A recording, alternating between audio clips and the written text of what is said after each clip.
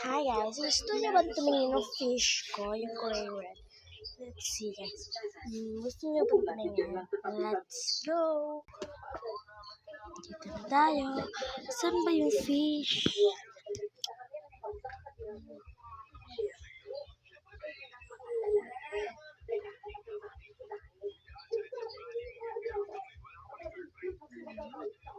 Naayos ko lang guys.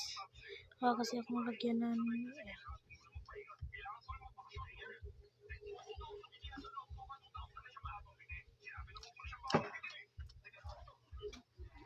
ito po yung fish. Kawawa siya, isa lang siya. Tsaka sobrang init sa labas.